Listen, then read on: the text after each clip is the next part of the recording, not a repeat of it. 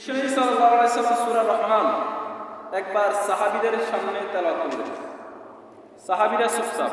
সাহাবীরা কি চুপচাপ, যেমনটা আপনারা চুপচাপ। আল্লাহর হাবিব সাল্লাল্লাহু আলাইহি ওয়াসাল্লাম সাহাবীদেরকে বলছেন, হে আমার প্রাণের সাহাবীরা, আমি যখন তোমাদের সামনে সূরা রহমান তেলাওয়াত করেছি, তোমরা চুপচাপ বসে থেকেছো, তোমাদের কোনো কথা নাই।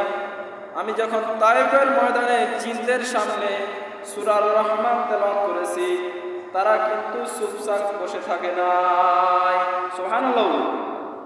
আমি যতবার সূরা রহমান তেলাওয়াতের মধ্যে ফাবি আইয়ি আলাই রাব্বিকুমা তুকাযিবান এই আয়াতটি পড়েছি, প্রত্যেকবারে জিনটা বলেছে লা বিশাইইন মিন নি'মাকা রাব্বানা নুকাযিবুকা ফালাকাল হামদ। মানে আল্লাহ, আপনার কোনো নেয়ামত, কোনো করুণা অস্বীকার করার মতো ক্ষমতা আমাদের নাই, আছে? অর্থাৎ জিনটা প্রত্যেকবার উত্তর দিয়েছে, আর সাহাবীরা চুপচাপ। সুবহানাল্লাহ।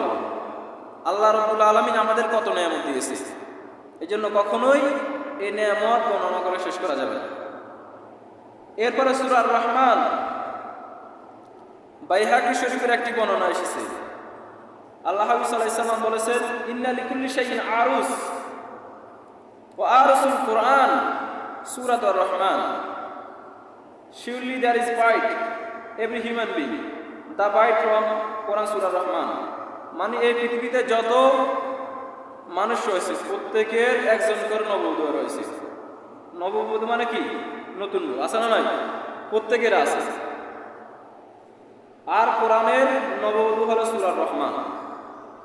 নববধূ যেভাবে তার হাজব্যান্ডের জন্য নিজেকে পূজার করে সাজায় সুন্দর করে, তদ্রূপভাবে আল্লাহ রাব্বুল আলামিন জান্নাতীদেরকে কি কি নাজ নেয়ামত দিবেন, কি কি দিয়েছে, সব কিছু দিয়ে কোরআনুল কারীমে আল্লাহ রাব্বুল আলামিন সাজিয়েছে।